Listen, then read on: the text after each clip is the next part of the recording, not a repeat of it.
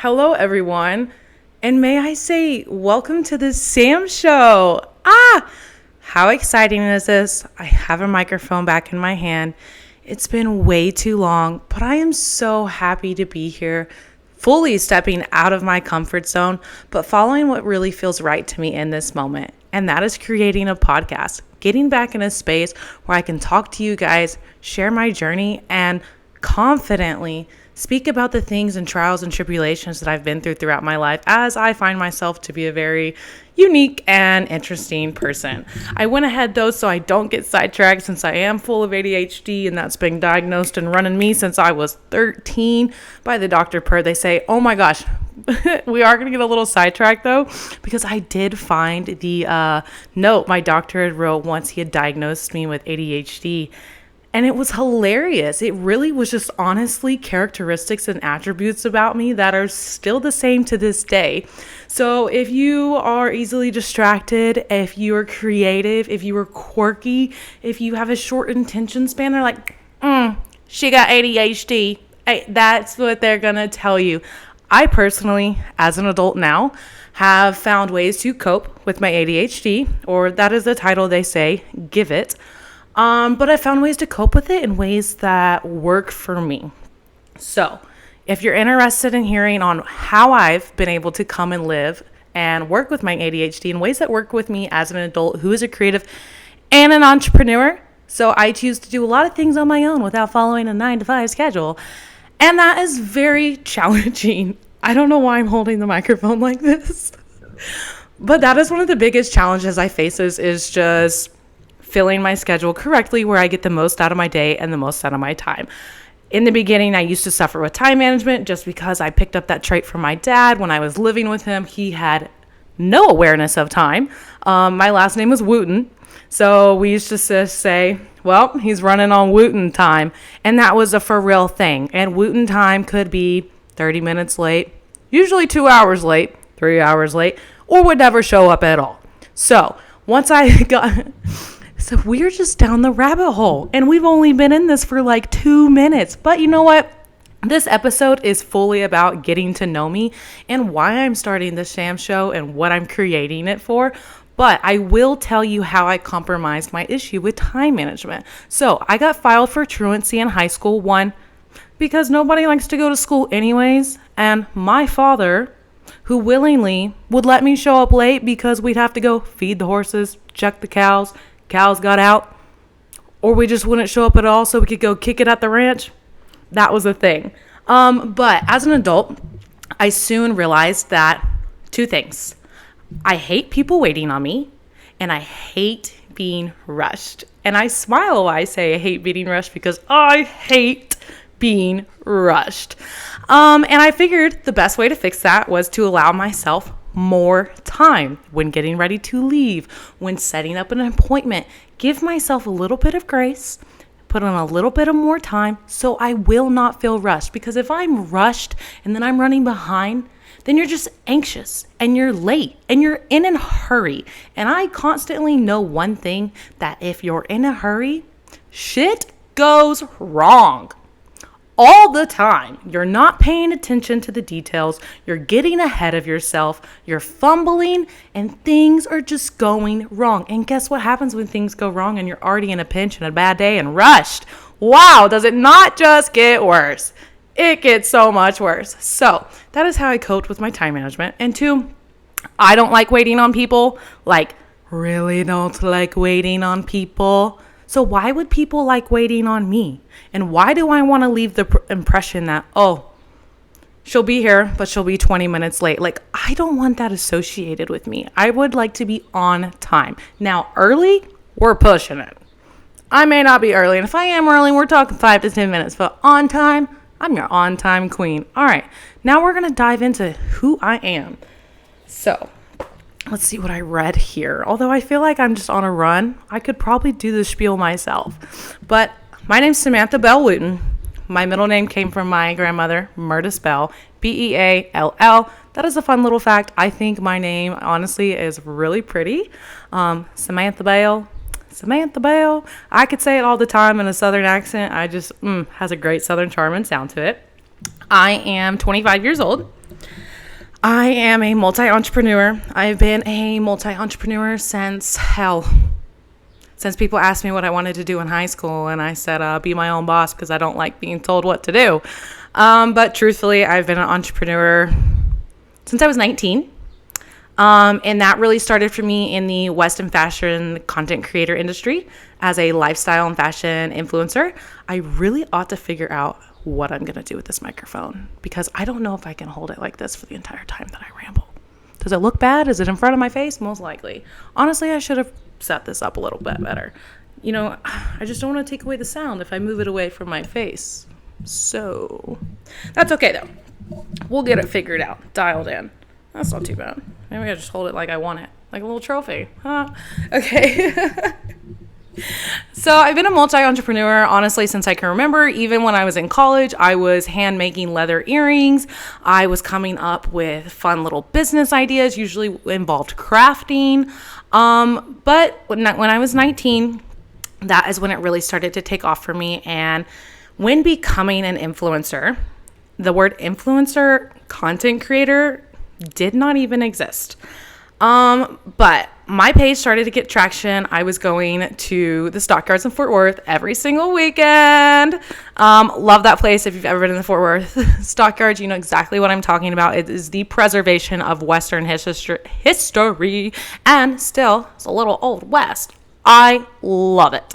Okay, but in 2019, I really just started posting my outfits. I was really big into vintage Western fashion. So I was wearing your Wranglers, your Rockies, your printed Western button downs, your Ropers with Vans. Loved me some Vans. So that was kind of the look. And it was really popular during that time. So my page started to blow up and catch a lot of traction. And I was like, I don't know what the hell is going on because I hate social media. I genuinely hate social media. I would have not had an Instagram if it was not for my friend. When we were growing up, Instagram had just came out with the app. It had been out for like 6 to 8 months, and she was on my case about creating an Instagram account. And I was like, no, dog, not for me. Well, she made one behind my back and was like, hey, here's your password. Use it. And I'm like, ugh, you know what? I'll use it. And so I remember posting silly little things like Cam Wow. I really don't want to date myself any more than I have to, y'all. Turning 25 was so hard when I realized I'm halfway to 50. But Cam Wow was what was getting uploaded. So, ooh, I got a tickle. Oh my gosh. I told myself I wasn't going to cut this video, but live with 2 dogs and a cat, and this is what you get. But besides the fact, so it started to catch on, and I was like, what am I going to do with this? I just felt this draw of opportunity. I did not know what was going to become of it, but I felt this draw of opportunity. And so then I noticed, like, within the Western industry, Western fashion specifically, the Fort Worth area, Dallas area, really big in Texas, that photo shoots for boutiques, clothing companies, brands, accessory brands, whatever it may be, really started to take off. Photographers were working with brands and they were needing models. So they were constantly putting out model posts, in search of models. And you know what I did? Me. Girl, boy, I was doing 2 to 3 photo shoots a week and sometimes 2 to 3 in a day, plus more in the weekend. I was traveling everywhere because I wanted my face as many places as possible. I knew if I was going to make it in this industry as a model, as a creator, whatever, that I had to show up and I had to be expected to be there, somebody that they could rely on, and a constant reoccurrence, whether it was on somebody's feed and whatever that may be. I made the choice to show up. So after I became a content creator and fashion influencer, I then kind of found a love for photography. I bought my very first camera originally because I wanted to upscale the content that I was creating and producing. I wanted to offer high quality content, something outside of my iPhone. Well, then I noticed that I had a knack for photography. Okay, actually, let's take this back. We're going to go back to 2019. So in 2019, not only did I start my journey as a Western fashion creator, I took a chance on myself. And this is actually a really cool story. I love this story. So some of you may have been following me since then. You know I work for a Native American jewelry company. I have worked for this Native American jewelry company since 2019. And this is how I got the job.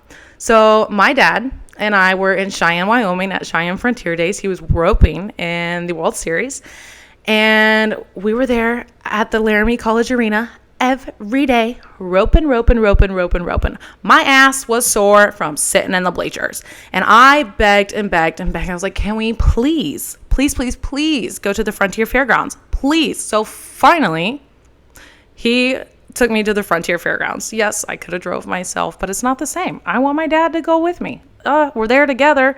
So my dad drove me up to the Cheyenne Frontier Day free ground. Oh my gosh, y'all. This podcast will be an exposition of getting ahead of myself, speech impediment, and pronunciation of words. It is just something I do, and it is something I've just learned to live with and go with the flow. So you'll hear me catch myself when we'll make a funny together. You can laugh at me. You can make fun of me. I don't care. I've lived with it. I've become comfortable with whatever comes out of this mouth. But we go to the Frontier grounds, and we're walking around. We're shopping. Well, I walk into this all Native American jewelry booth, turquoise jewelry, and it is huge. Oh my gosh, I've never seen so much jewelry in my life. Let alone, I am not a connoisseur at this time of Native American jewelry. I don't own any. I don't wear any. I'm very ignorant to what it even is.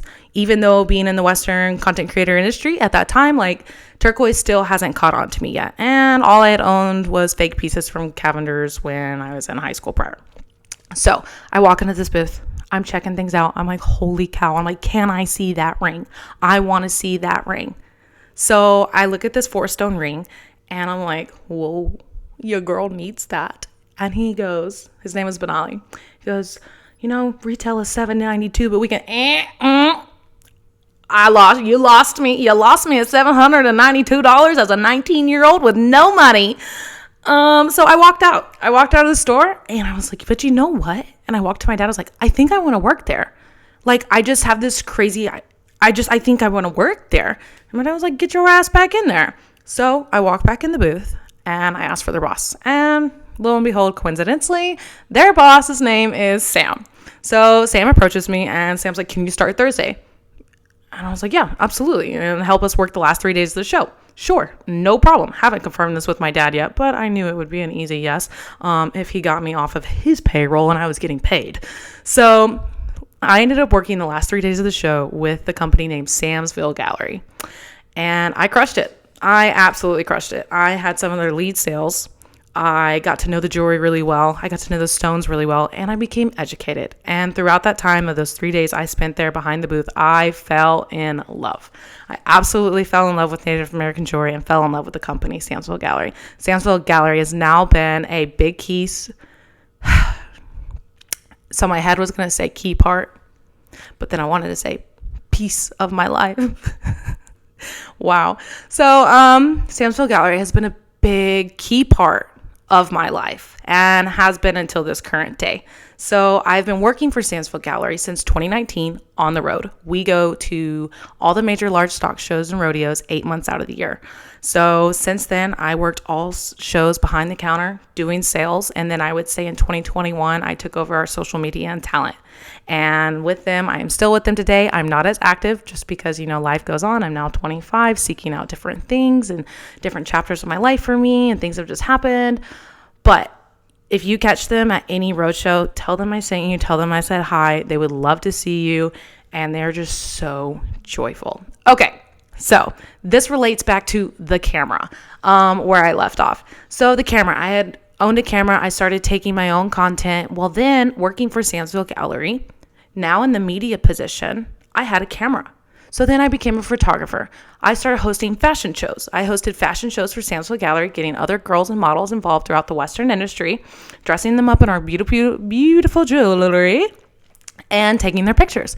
And soon I realized that I had a knack and a love for photography because I so badly want others to see themselves as everybody else sees them, because we are our worst critics. And I know I'm preaching to the choir because I'm preaching to myself, and I know I'm preaching to you because we do this on the daily unknowingly. But it is such a bad habit that I recommend to all of us to break. Affirmate yourself out loud that you are beautiful, you're smart, you're a kick-ass, you are all the things above. So I soon then though realized that I had this just love and passion for photography. I love to capture people in a beautiful way, because there's nothing more frustrating than when you ask a stranger, a friend, your boyfriend, to take a picture of you with your iPhone and it's horrible. It is horrible. It can ruin your mood because you're like, I don't look like that. I left the house feeling confident and bad AF. I looked in the mirror and was like, yeah, girl. And now I'm reviewing this iPhone photo and I'm like, no, girl. So I so badly just wanted to give people their new profile picture. That is what I kind of taglined myself as a photographer, like your new profile picture, because I wanted you to have that photo that you loved of yourself so much. And I didn't want it to be super posy. I didn't want it to be super saturated and edited. I wanted it to be natural and candid, and you with your most genuine smile and your most genuine moment. So then I began to start a photography business. We'll say 2020, 2021. Not exactly sure.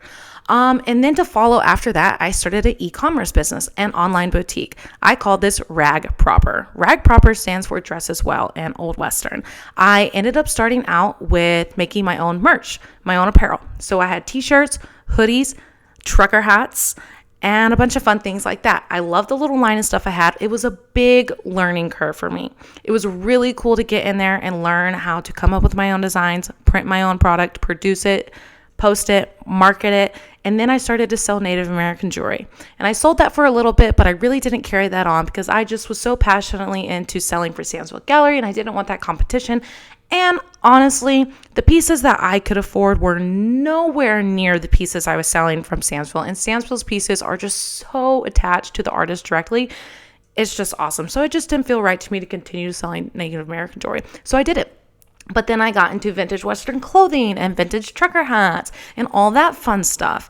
But while this e-commerce is kind of really just the money I was making from it was going back into itself. It never really caught on. It never really blew up. It wasn't everybody's go-to boutique, which is fine. I learned so much from that experience. It was really, really great. But I'm trying to date it. 2020, 2021-ish, somewhere again in there, I began to host my own retreats. This is something that I hold near and dear to my heart. This is probably what I am most passionate about, is hosting my own retreats. So I hosted my very first retreat with my friend Brianna. She is a photographer, and we co-hosted this together, me as the influencer and the model expertise, and her as the photographer. So we would get brands involved. Brands would buy in to have the opportunity to have all of their products modeled from models all over who are buying in to be a part of our retreat, and then getting the photos in return and shared by all of these models all over the world. So Brianna was the photographer, I was the modeling expert coach and the stylist and the breakdown, and we both shared information on how to get paid, how to negotiate with brands, X, Y, and Z. Shortly after, I continued to do a few more retreats with my friend Emily, who is also my co-host and my photographer. But once I got my own camera is when I made the shift and decided that I really just wanted to do this on my own. And I gave it a name. I gave it Retro's Roundup. And fun fact, if you're watching this video and you have been following me since 2019, you know that I used to have an alias and persona and a name and a tagline of my Instagram account that used to be called Retro Amiga. And people ask me, like, how'd you come up with that name? Well, I was really into retro fashion and I love the Spanish culture. So Retro Amiga. Well, I branched off of that and called Retro's Roundup. So Retro's Roundup became my very own retreat host, where I would bring in girls and they would get one-on-one modeling coaching with me. I would also be taking their photos. And so not only that, I personally felt like I had a really fun and creative eye for photography. So I loved the photos I took. I never thought they were mid or average. I thought they were pretty exponential. And then we would have seminar time, and I just go over with how to get paid, how to create an LLC, how to negotiate, how to price yourself, what to post, how to stay consistent, how I grew my brand organically, all those fun things that you just don't know overnight, or people didn't teach you, just like people didn't teach you how to budget and have financial responsibility and all those fun things in high school. I would love to share the information and the knowledge that I've trialed and errored. And hey, girl, Here you go. Here is the meat and potatoes. You just got to cook it and serve it. So I fell in love with my retreats, and I had to take a year off from my retreats in 2024. But I'll have a secret. I'll have an itty bitty little secret. I'm going to be bringing my retreats back. And I don't know what this is going to look like for me, because we're about to dive into this in a second. But I went through a very transitional phase in 2024. I had a lot of things happen in 2024 that have changed the trajectory of my life for the better. It took walking through the valley of death. It took walking through the trenches. It took being cut down to my knees. It took being stripped away from everything that I knew and loved. But to be sitting here confidently today with a microphone back in my hand and talking to you guys. So, besides that is a little bit about my entrepreneurial journey and what has led me up now to the 25-year-old self that I am today. And I did write down my favorite color. My favorite color is green, turquoise, and yellow. My favorite food is rare steak, crawfish, and bean burritos. And if that is not a dead giveaway that I'm from the South, then I don't know what is. But I'm going to flip this page just to make sure I can kind of stay on track on what I want to discuss with you guys. Oh, and another fun fact that will play part later is right before the National Finals Rodeo that takes place every year in December, National Finals Rodeo 2023, I got my Texas Realtor's license. I am not actively using my Texas Realtor's license, but I did get that, and that will play a part later on in this potty. So yes, I checked that. Yeah. So the reason I am starting this Sam show, though, and the reason it is really special to me is because I am in the moment of taking my power back. I am taking my mother-freaking power back, y'all. And I am so excited to be taking my power back for myself, me, and I. I, for the longest time, never realized how detrimentally of a people pleaser I was. And because I held myself to a such high standard, I thought that being a people pleaser was not something that I was, amongst a bunch of other things. I thought that I had it all figured out. I was not people pleasing, X, Y, and Z, but really what I was doing was I was constantly feeling unsupported. I was feeling unsupported by my environment. I was feeling unsupported by the people I was around, unsupported by just prominent key parts of my life where I wanted support so badly, and I never understood why I wasn't getting it.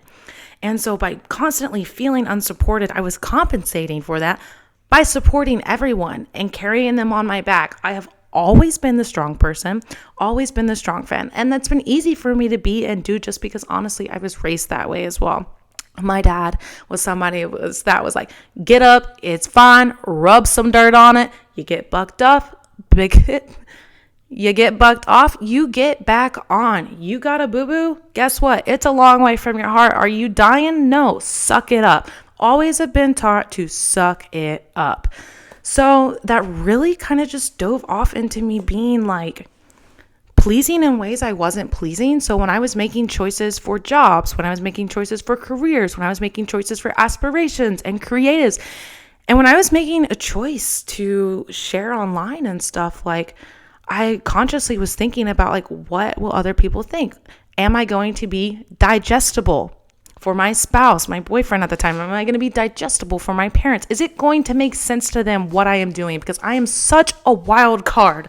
Like what I could get into, you never knew what it was going to be. I'd have these off the wall ideas, visions, things that I wanted to go do and see that they honestly never made sense to anybody. And I understand why, because a lot of people are taught to live in a box, do things a certain way, have your 9 to 5, blah, blah, blah, blah, blah. It's bland. It's boring. I was not in your crispy, crunchy, bland cereal.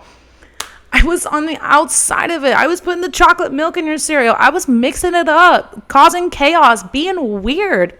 And it didn't make a lot of sense to people. And where it really started to affect me is when, hold up, I wrote this down. Okay, so now that I'm back on track, we're going to talk about masculinity. So for me, like I had said, rub some dirt on it. It's a far away from your heart. It can't be that bad. I always disvalidated how I felt because guess what? I was always taught And I always knew it could be worse. Correct. It could be worse. So I would always find gratitude in the situation I was without analyzing the situation I was in and just telling myself, it could be worse. It could be worse. Although knowing that I did not deserve to be there. I was not valuing my worth. The things that were happening to me was worse. They weren't any better than anything else. And I was comparing them to things that didn't matter, was like disvalidating my own story and my own situation constantly because I was like, oh, I don't have it that bad. It could be worse. It could be worse. You need to be grateful for what you have, Sam. You need to just shove it down. Don't speak. Don't say anything. You're a complainer. You're a whiner. You're a baby. You're stupid. If you do any name you've been called right here, I know it. But I was just constantly in my masculine. And that really just came from, as a kid, I wanted to be by my dad's side all the time. I was your full-on daddy's girl. I was your full-on daddy's girl, though, for two reasons. One, because I love my daddy and I thought he hung the moon. But two, my dad also spent a lot of time away from home because he was a workaholic. He was a night owl. He loved his own space, his own time. So he wasn't around much. So anytime he was around, I was up his ass craving his attention. So I was constantly following him around when he was home, constantly following him around if he was at the ranch, wherever he was. There's I am, hanging out, because I wanted to be with my dad so bad. But being with my dad and tagging along with my dad meant doing masculine shit. Was always getting thrown in the stuff and being told to figure it out. This is one thing that I will say about my dad, that like growing up now that he's not around and being put in certain situations inside of his world of horses and stuff, my dad was very not a, let me break it down for you, teacher, not a very step-by-step teacher. He was more so, I'm going to throw you in the shit and figure it out. So I learned a lot of things by doing and by doing wrong and then by redoing because I did not want to get yelled at. I don't mean it that badly. But I was constantly in my masculine and I just carried this masculine energy of I just always enjoyed doing what the boys do. It's what made me happy. I loved four-wheeling. I love hunting. I love fishing. I love being reckless. I love blowing shit up. I love shooting guns. I love to do all those things. So growing up, I also was not your girl's girl. I did not have all the girly friends. I did not have a group of girlfriends. I had maybe a girlfriend, and guess what? She loved to do redneck shit too. And so just constantly being this masculine figure, this masculine that I wasn't an issue until I started dating. When I started dating, I was in a masculine because I had to be, and not by choice. My very first poor relationship was when I was 17. I dated a guy who verbally abused me, would physically abuse me, and then I would fight back because I stand my ground and take no shit, and that's the way my daddy raised me, but my daddy also raised me not to get hit. But we'd fight, and he was just a narcissist, and he'd belittle me and tell me how wrong I was. He would talk to girls behind my back, and I'd bring it to his attention, and he'd laugh in my face, and all of it was just never good. Oh my God, he would throw things at me, and it was just icky. It was icky as a 17 and 18-year-old to be going through that type of stuff. But I know you guys did not just come for this pod for my soap opera. You also came for some tea. So I cannot let this tea bag stay in the cupboard. We're going to boil this bitch, and I'm going to tell you a crazy story just to relate the caliber of man he was at such a young age. Boy, correct yourself, girl. So once upon a time, Sam is in college. I'm going to Texas State University. I am having to move. This is my first year, my sophomore year, and I need help moving. My mom's not available. Nobody is available. And all she knows is that my ex and I are friends, if that. We're not that. But she says, oh, see if you can get X, Y, and Z to help you. And I'm like, oh my gosh, no, I really am not interested in doing that. But my mom did not mean any harm by that. Not at all. And so I reached out and asked for help. And of course, he was available. Why wouldn't he be? I reached out to him asking him basically to come hang out and to help me move into my new place. And that turned into him kind of under the assumption that we were rekindling and getting together and he would be moving in with me.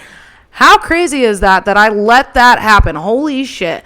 Like firsthand embarrassment reflection that I just kind of let him waltz his way back into my life without putting my foot down and being like, no. Was I toxic too? I wouldn't say toxic, but I would definitely say it was a reflection of how I felt about myself, and self-love was not strong.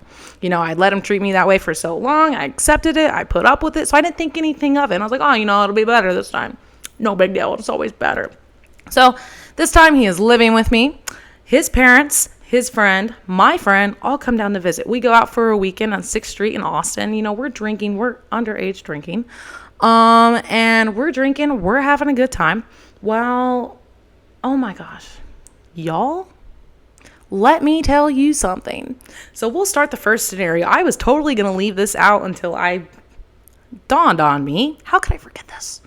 So we're in a bar. He goes to sit on his mom's lap. He sits on his mom's, not in a weird way, just like, you know, I love my mom. He was a mama's boy. Sits on his mom's lap and she spills her drink. Well, he assumed that it was me that had spilt the drink on him. So shortly after that, he stands up, takes his Coors Light beer bottle and dumps it on my head in the middle of the bar. Y'all, when I tell you that I was raging. Growing up in high school, I was a hothead. I didn't get bullied because they knew not to fuck with me, and I was very reactionary, always on the fight. Confrontation did not scare me and still does not scare me. I just have a lot more control over it now. But I counted to 10, and I gave his mom's boyfriend an option. You either handle this or I'm going to handle this. So I go to the bathroom. I'm using the bathroom. I come back out. I shortly realize I left my phone in the bathroom. And if you remember where I told you in the beginning, I am in 6th Street in Austin, Texas. So I return to the bathroom and guess whose phone is not there? Mine. So my phone's not there, but we track it to an apartment close by. So it's time to leave anyways. It's time for us to go home. We go on the hunt for my phone. We drive to the apartment, and this apartment is locked down like Fort Knox. Obviously, I can't blame it. It was a little ghetto. But this apartment is locked down like Fort Knox. I, at this point, am attempting to climb the fence because that is my damn phone, okay? And security officer, get down. Sir, help. Yes, sir of authority, help me. Sorry, it's nothing I can do for you. Are you fucking kidding me? I find my iPhone. Let's go.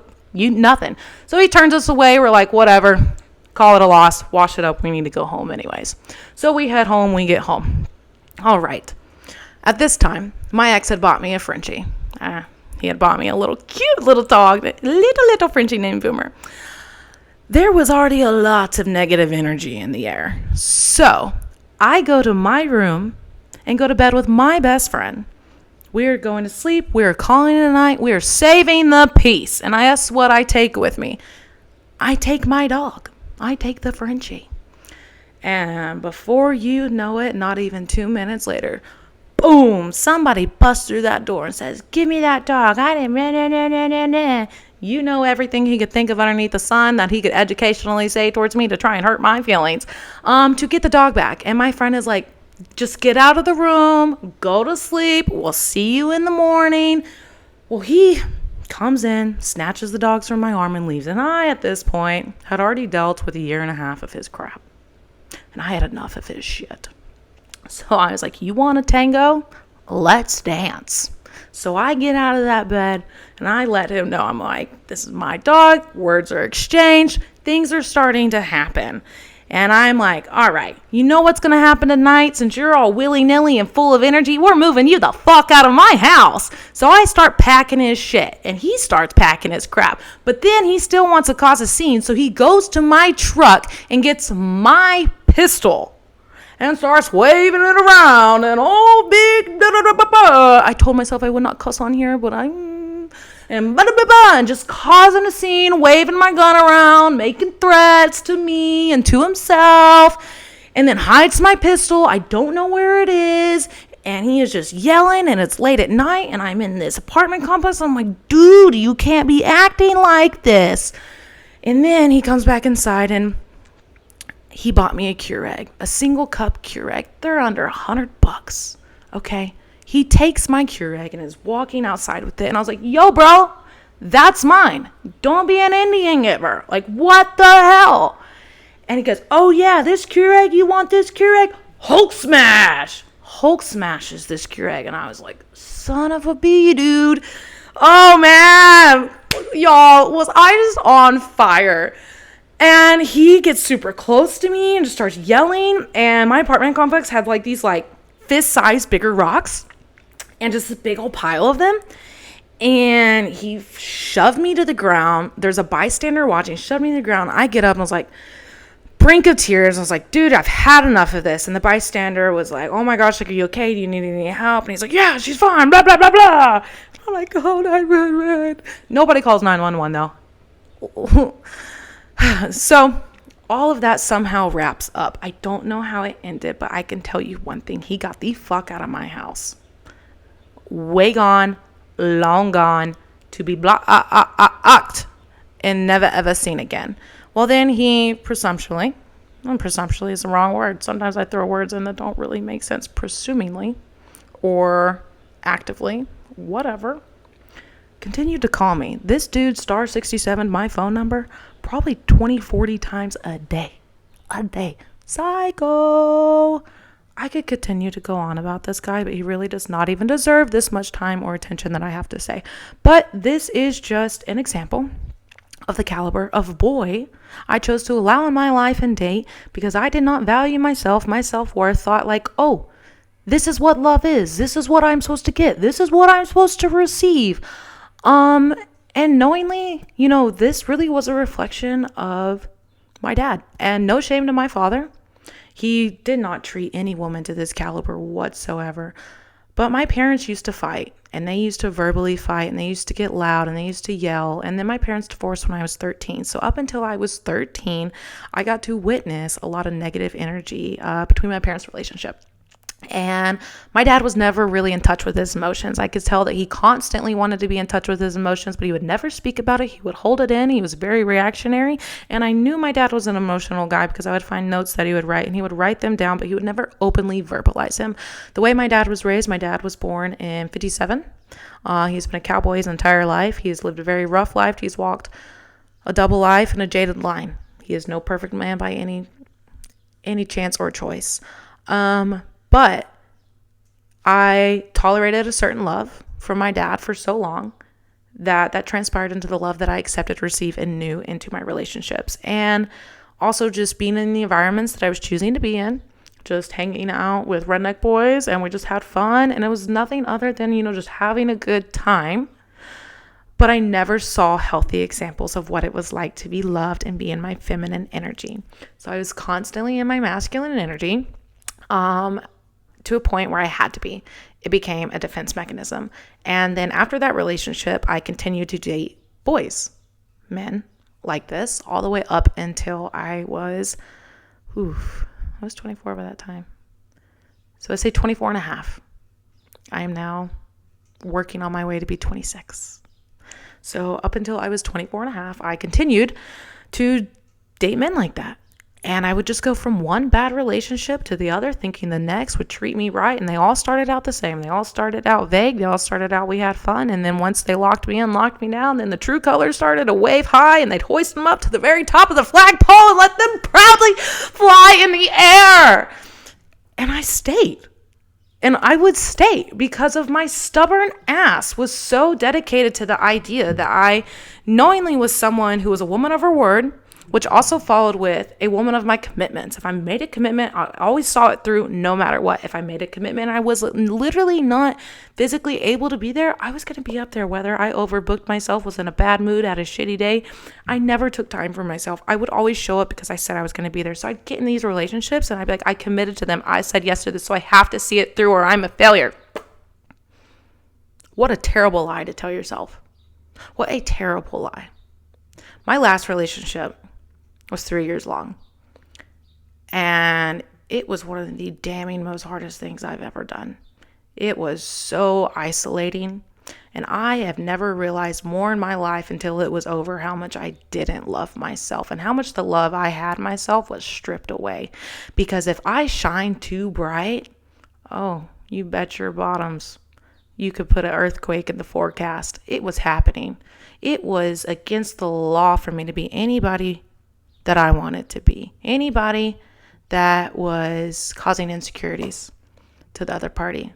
Anybody that was making waves, making movements, attracting attention, because I am someone who attracts attention just by my aura, my stature, my presence, and what God gave me. And I proudly, knowingly walk with that because I want people to be drawn to me and connected to me so they can feel God's love and kindness through me for those genuine reasons.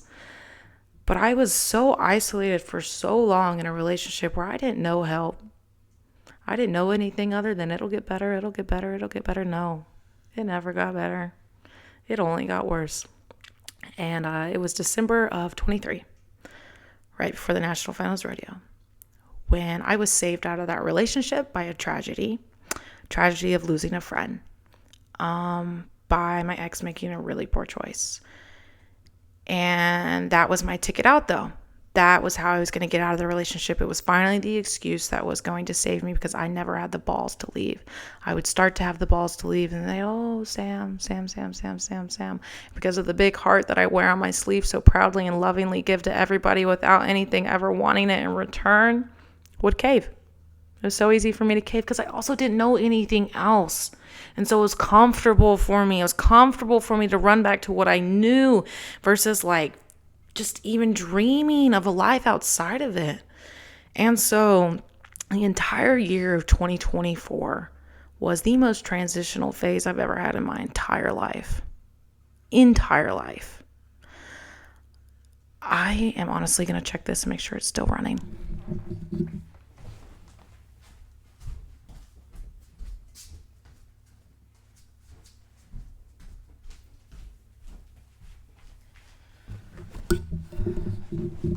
All right, well, good news for me. It is still running. But 2024 was a wicked year, y'all. I met the depths and the pits of darkness. 2024 started out with me getting out of a 3-year-long relationship by losing a friend. So I began to grieve a friend. Then I began to really open up wounds that I did not know were cuts and wounded until I was out because my blinders were so deeply and heavily on that I didn't even know I was being slashed and cut and bruised, and not physically, but emotionally, verbally, mentally, my attitude, my self-worth, my love, my confidence, all down the drain. I didn't have any of it. I was living a lie. And I lived that lie because I held myself to this standard. So I refused to feel anything different other than the truth, other than what I was telling myself I was to get through and hold on and make it better. And so then in February of 24, I was publicly character defamated by a community that I have built business relationships in, friend relationships in, and spent 5 years of my life dedicating to. I was publicly defamated by a woman who did not even know me, let alone the people in my story she was using. Like, I could not think of a more irrelevant person to my life. And one day my friend called me, was like, hey, have you seen this? And I assumed, y'all, I was so naive to this. I assumed she was talking about something else. I was like, yeah, girl, I seen that. 2 hours later, go by, and then this girl tags me. And she's talking shit about me on her story. And I'm like, what is this about? And like out of the blue. And so I do some investigating. And then I find out what my friend had called me about. And I was like, oh, shit. This lady took it upon herself to have a 15-minute soapbox opera how she was exposing influencers and talking so poorly about me, making the most wrongful accusations. Just will break the surface. I was accused of being an accessory to murder. I was accused of being in a theft ring. I was accused of hauling stolen vehicles to California and being arrested for it. I was accused of many things along those lines. So, did the internet eat that up? And everybody who was in my DMs the day before, love you girl, sure didn't love me then. They sure knew how to all prey on my downfall and then expose themselves that they had no love for me and that they had been waiting for somebody to crumble.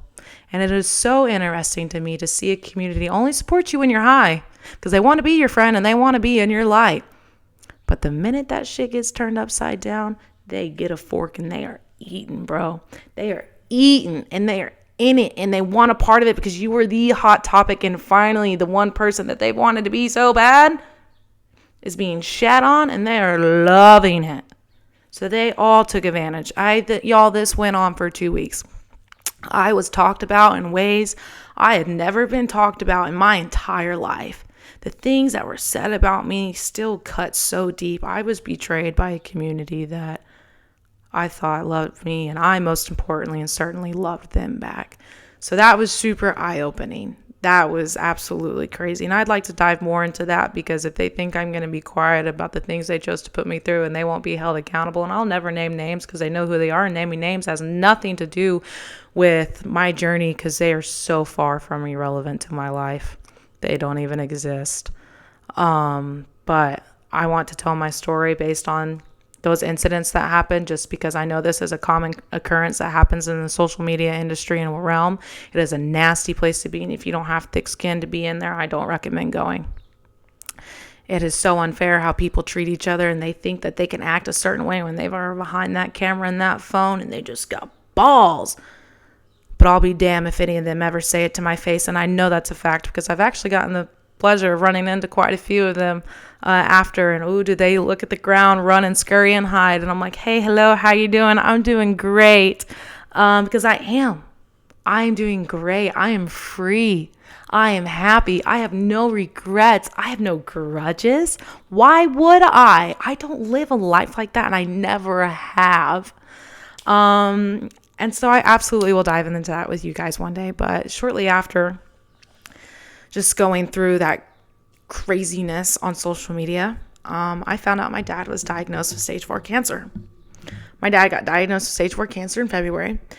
And during that time, I was in Arizona wintering with him. We were team roping every day because all of the stuff that happened prior in December, it was just most appropriately good for me to just get away. And I was out of that relationship. I could be free again, and I could go spend time with my dad. Spending time with my dad was an issue. And so it's something I was going to damn sure take advantage of. And my dad winters in Arizona every year. And I've always gone only for 1 or 2 weeks, but I actually got to go this time for 4 months. And, God works in mysterious ways. And he took that tragedy and it changed the trajectory of my life for the good in multiple ways. It pushed me to spend a lot of time with my dad that I unknowingly was going to really thank in the end. And so my dad was diagnosed in February. And when he was diagnosed, I did not know what this was going to look like. My dad was somebody who is out of sight, out of mind. He is invincible. He has 9 lives. He's always came out on top. He's always beat it. He's rough, tough. You can't get him down. I promise. So when cancer came about, he started to have tumors on the side of his neck. And, at first he had associated it with a root canal because he had just had a root canal done. And root canal honestly was easier than the truth of, hey, I have cancer, although I know he knew. And they started to grow in size, and he told me, I'm seeing dentist, I'm seeing blah, blah, blah. And one dentist had so proudly told him, it's not cancer, you don't have anything to worry about, go home. I doubt he was Australian or British or whatever the hell this accent is, but he confidently told my dad that without being an oncologist. And so my dad, letting it be what he wanted to hear, did not worry about it. So he went on a little bit longer until they continued to grow in size. So during this time, I'm not concerned about where money comes from, having a job, doing anything else than being fully and intentionally present with my dad and spending as much time with him as I possibly can. And then that's exactly what I did. And then back in July, so July of 24, time's still going on. My dad still has cancer. He is speaking with a doctor in Scottsdale, and my dad is somebody though too. He's showing up an hour late to his appointment, not showing up at all. Just being a real no-goer. I don't know what I was going to call him, but just not wanting to go to the hospital whatsoever, because honestly, who the hell wants to spend any time in the hospital? I damn sure don't. I know he doesn't. He'd rather be horseback. And if you're asking him to get off of his horse and drive an hour in town just for you to tell him chemo and radiation, he's like, not happening, sucker. He's going to continue roping and riding. No problem. Back in July, though, I was working the Cheyenne Frontier Days with Sandsville Gallery, and I get a call from my dad.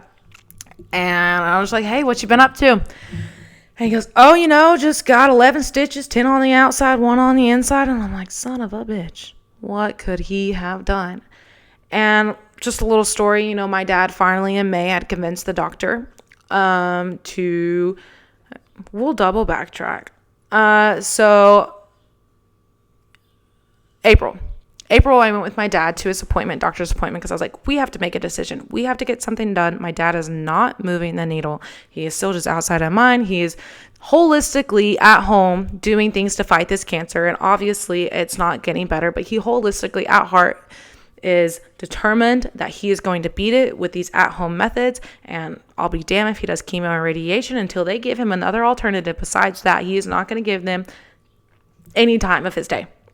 I go with him to his final appointment. And in his final appointment, the doctor says, look, you have two options, Mr. Wooten. You have a week to decide whether you want to get on my operating table, and we go through this extensive surgery. Basically,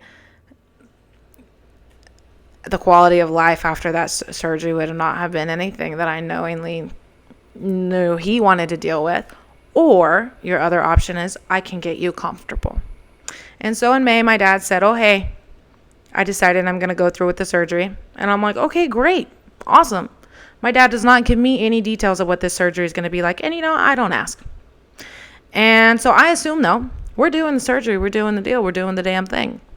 But my dad goes through surgery. Surgery went great. He gets out and I'm like, you look awfully fine. You don't look too bad. He goes, well, I ain't even see what I look like yet. Blah, blah, blah, blah, blah. I go, well, have you seen Dr. X, Y, and Z? Has he came in, told you how surgery went? No. And so I take a picture of him, though, and I show him what he looks like. So my dad had 2 tumors on his lymphatic area. And so he had squamous cell carcinoma in the head and neck. And all they did was cut an incision from ear to ear. And they removed his tumors. And so as soon as my dad, though, got released from the hospital, being the cowboy and stubborn old man that he is, he went immediately back to riding. Well, my dad went to throw his saddle over his horse one day and completely busted all these incisions, like probably 4 inches across, ripped them all. So now my dad has a gaping hole in the side of his neck. And then he goes in to see the doctor and like, well, we're going to have to go through plastic surgery. And he's like, more hospital time. No, thank you. And so the doctor realizes he's finally not going to get my dad to come in the hospital. My dad is somebody who's always self-healed, been able to, basically we never really had to call a vet. He could operate on our animals, has always operated on himself. There's been many times I've come inside and he's sewing up his hand, or he is operating. Oh my gosh. When you used to smash your finger? You used to smash your finger and all the blood would pull up in there. It's black and it's blue. So he would it would really be the tiniest drill bit. You drill a hole in your nail and you release pressure. Ta-da! So just constant things like that. So my dad was doing his own wound care for his neck. And finally the doctor was like, all right, look, it's obvious I'm not going to be able to get you in here to see me. So please just do me a favor and call me once a week and check in. So that's exactly what my dad did. So when he called me in July and he said he just left the hospital from getting stitches, I was like, oh, did he go in to get his neck sewn up? Weird, but okay. No. My dad was riding, and he was out riding, and this Mary had gotten for me in trade, which he just loved and adored, though, decided to get real bronky on him. Oh, she got so bronky on him that she bucked him off, kicked him in the head. She's wearing shoes and split his entire eyebrow open. His eyebrow is hanging. He sent me pictures, and he has got blood all down his face. He's got the big gauze over his wound on his neck. He's just covered in dirt. And when I told people this story, and I was telling them the story of my dad, I was like, y'all, he 100% would have rather died in that arena, in that dirt, with a blow to the head from the horse, than have cancer take his life. But I just couldn't help but chuckle. And I was like, you wild man, not surprised whatsoever. But I was traveling the road. I was moving around a bunch. Besides, I'd hang out with my dad. I'd spend time with him. And then I'd go and take time for myself, because I found it was really important during these times to tend to myself. And I could not drown myself in what was going on. Just watching my dad decay and deteriorate and decline in front of my eyes was one of the hardest things I've ever had to do. And I knew he was still surrounded by good people who loved him. He was not alone during any of these times. So, it felt okay with me to take time for myself. And ultimately, that is what helped me get through it. It's just that balance. But in July, I'm working Cheyenne. He goes, all right, well, I'll come see you in Cheyenne, or I'll be in Cheyenne. And I'm like, okay.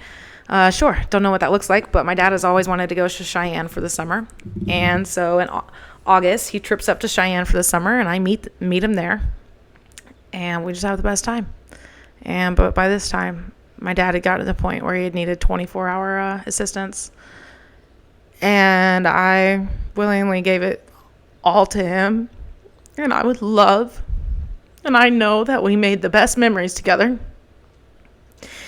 And I know that I let him be as cowboy as he wanted until the very end. I treated him just the same, like nothing was wrong, because nothing was really wrong.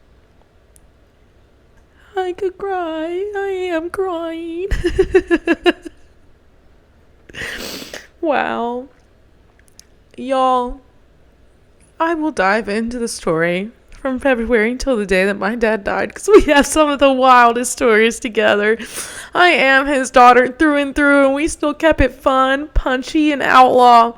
We did not let any of this faze us, and I gave him the life that he wanted until the very end, helping him. No problem, no questions asked, because that is what I chose to do, and I love him dearly, and I miss him so much. I miss him so much. I'm just going to use this blanket to wipe away my tears. Whew. Okay. My face might still be a little bit shiny, but that's okay. It's just sweat. Cowgirls don't cry. But no, seriously. So then after that time, though, my dad really started to get super skinny. He wasn't eating. The tumors in his neck they came back. After having them removed, you aggravate tumors, they just come back even stronger. And so they came back, and they really started to close off his airways, and so he couldn't swallow. It was really hard for him to swallow, and so then we were just trying to come up with so many methods to get nutrients in him, and then he just had no energy or effort or want and try to even consume any food. And my dad was losing weight like super fast, and he was already a skinny guy, like didn't have much meat on his bones anyways, and it physically and visually, you could tell it was taking a really big toll on him. And come September, after I took my dad to Tijuana to a biomedical center, that honestly, y'all, I feel like if my dad we would have done this in the very beginning, there could have been a really strong chance that it could have offered him a few more years. So if you have a friend, person, or yourself or in your family who is currently battling or fighting cancer, I highly recommend Hoxsey Biomedical Center in Tijuana. Hoxsey. They were such a great administration and medical. I believe in their program and what they're doing and how they're helping people.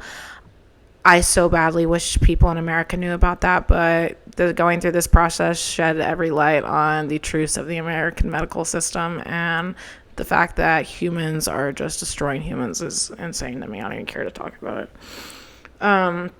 But so we're back in Tyler, where I'm from, and I get home to my dad. And I look at him, and I'm like, hey, my sister said you want to go to the hospital. And I had gotten there at like 9 o'clock because I just drove 29 hours with 2 hours of sleep straight to get to my daddy. And I left where I was at early. And I get there at 9 a.m. And I'm like, hey, I heard you want to go to the hospital. Like, I'm ready to take you. And he just doesn't want to go. He doesn't have any sense of time. He's not checking his phone, hasn't checked his phone in a long time. And at that point, and he was being real stubborn and a pain and whatsoever, but just doesn't want to go. And then finally, a few days pass, and funny stories, y'all. Like, we definitely made some good memories. Happened in between. Well, I finally got him in the hospital, and I get my dad in the hospital.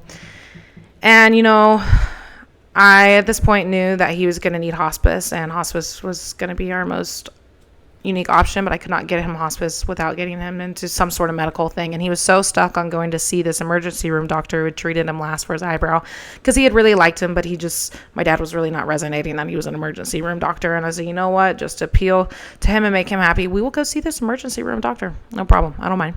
And we go there, and we lie. I'm like, yeah, we're here for wound care, blah, blah, blah. And then they look at his wound. I'm not going to go into that either.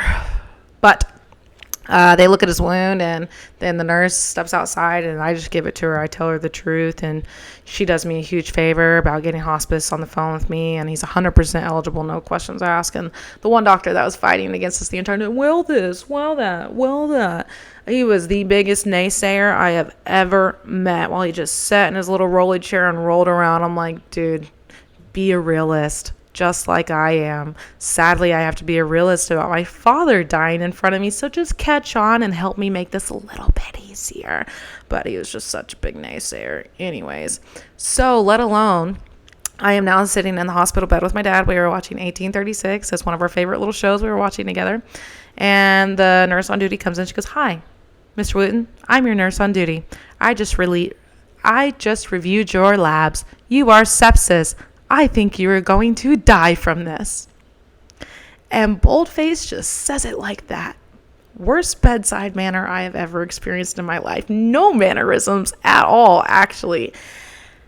And my dad at that time has his hand on my arm, and he just goes, "This is going to be the toughest goodbye. 100% the toughest goodbye I was never, ever in my life wanting to say. I knew I wasn't going to keep him around forever just because of the life he lived, and he had already expired those 9 lives many years ago. But I thought I was going to have him a little longer." And so in that moment, I knew that I needed to make a post on social media and make those people aware who had a relationship with them and family that they needed to come see him. And I guesstimated he had a week left, and sure as shit, my dad ended up dying a week from that day. And when I kissed his forehead, and it was cold, and I said, "Goodbye, Daddy. I love you so much."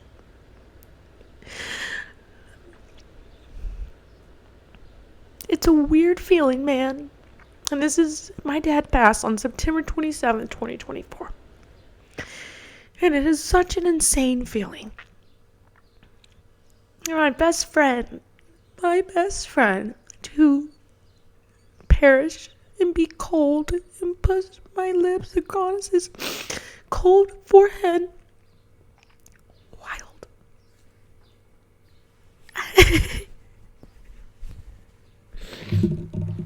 Excuse me.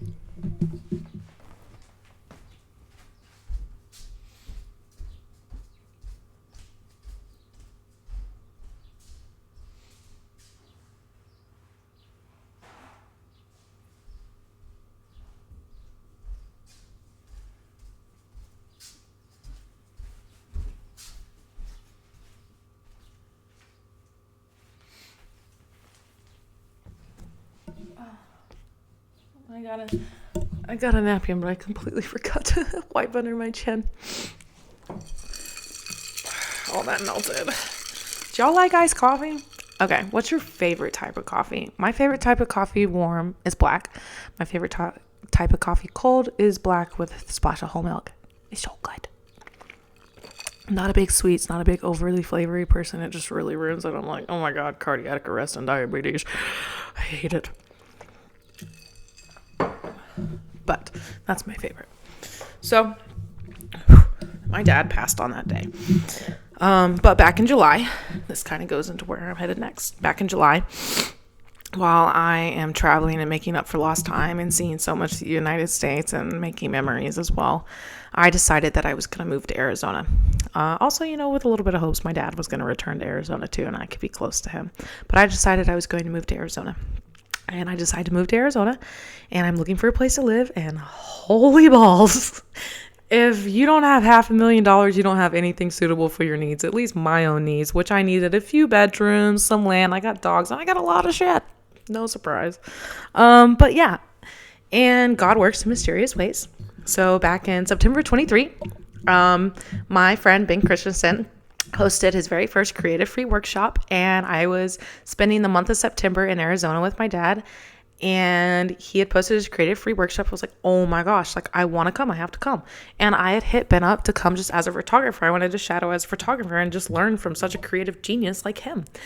And then Ben hits me back up. He's like, do you have an Americana outfit? Blah, blah, blah, blah, blah. So I'm like, oh, Ben wants me to model. Holy crap. Okay. So it starts at like 6 a.m.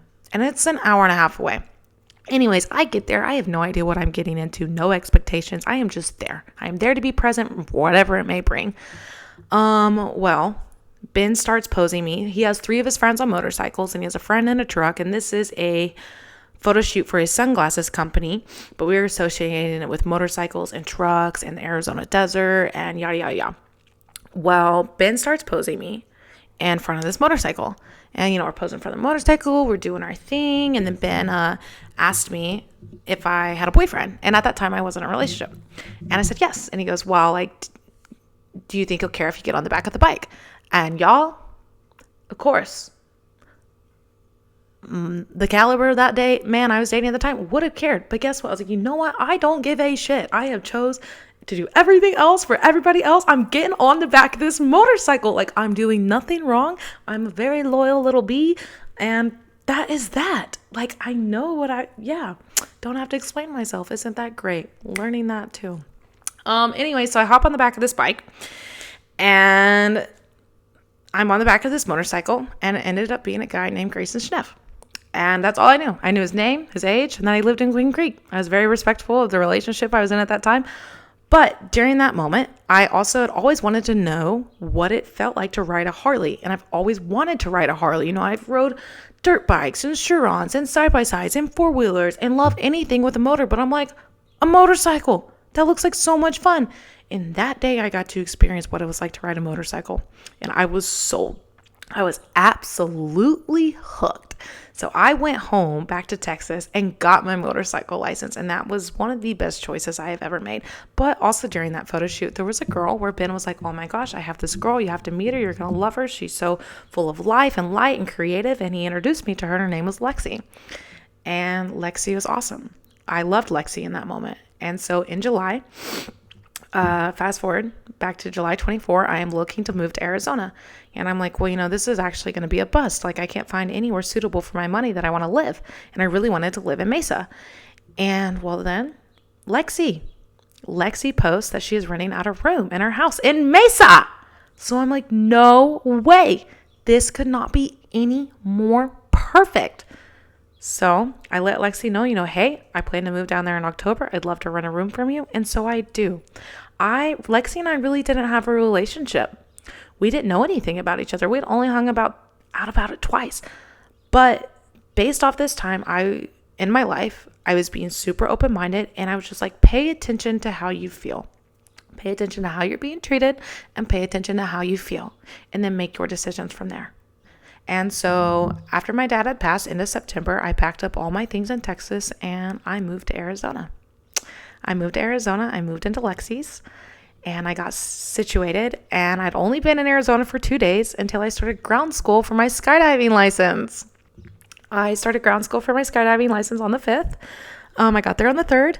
And then I did my 7-day express to get my skydiving license at Skydive Arizona in Eloy. And that extreme sport also changed my life and my perspective and gave me everything that I needed and a healthy out. And it's just awesome. Like, I could talk about that forever. And then I am itching to go jump. And I actually will be headed there tomorrow or this week. But throughout that time, shortly after that, a boy named Grayson Schneff reaches out to me. He sees I'm in Arizona. He sees I have a motorcycle. It's like, hey, do you want to go ride? I'm like, dude, I would love to, because I was traveling on the road with my truck. I had gotten to ride my motorcycle in like 5-something months. And so also I really wanted to ride with somebody else just because I haven't rode in so long, and to explore Arizona. It was perfect. Why not? So we take off. We go to Payson. We go thrifting. He just was the best little thrift buddy. Did not rush me once. We were showing each other items. We were talking. We were laughing. We were telling stories. We were cutting up. I had the most perfect day. One of the most perfect days. And as time went on, I was really naive to the fact that he may like me. I was like, no way.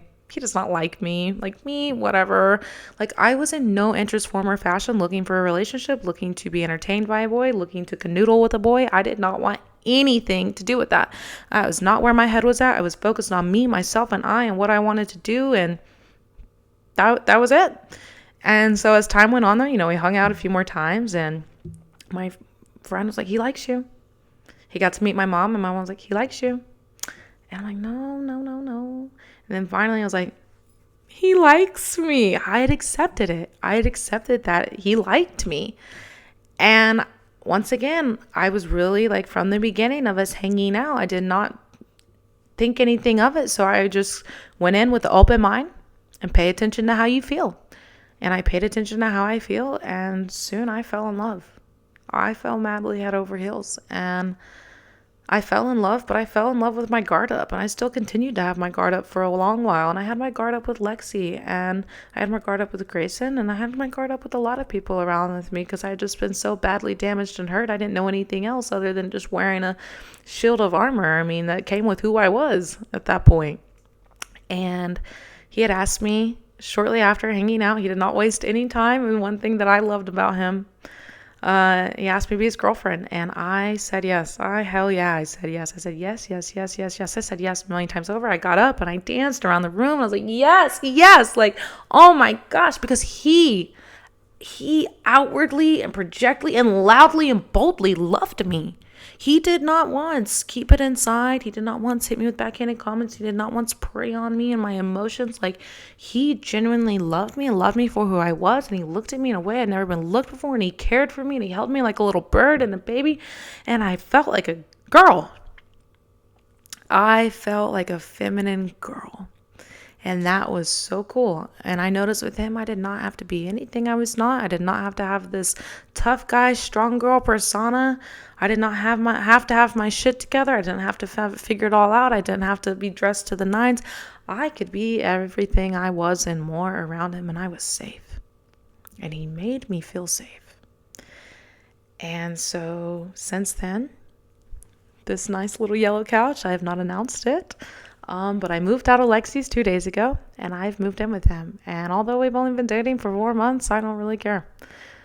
This feels so right, and I am not here to waste any time, and I am going to cherish what I have forever, and I'm so thankful, and I will never take it for granted. And the life that we're going to build together is absolutely beautiful, and just the time I get to spend with him and in our sanctuary is amazing. And Lexi, my roommate for those 4 months, I really got to know and grow with her. And now her and I have some of the most deep, thoughtful, most profound conversations I could ever have with anybody. God really took it upon himself once I allowed him to step into my life, and he took away everything that I had known for the longest, cut me down to my knees, and had me just in a moment where I felt, to start over. And I was like, but you know what, God? We're going to start over together. I gave him my trust. I gave him my faith because I knew if I was going to do this, I could not do it alone. There was not an ounce of me that was going to be able to walk through this alone. And man, Lexi has just been so great. But Lexi kindly, called me out, brought it to my attention, I should say, that I had my guard up. And that gave me something to reflect on. I was like, wow, Sam, you really do have your guard up. And I reflected on why I had my guard up, and I sat in the uncomfortable, and I called myself out, and I told myself things that I did not want to hear. And I was like, but what are you going to do about it? Because I'm only hurting myself by having my guard up versus choosing where to spend my time. I don't have to give myself to everybody. I can set boundaries, which is one thing I had never done before, and know that it's okay to set boundaries.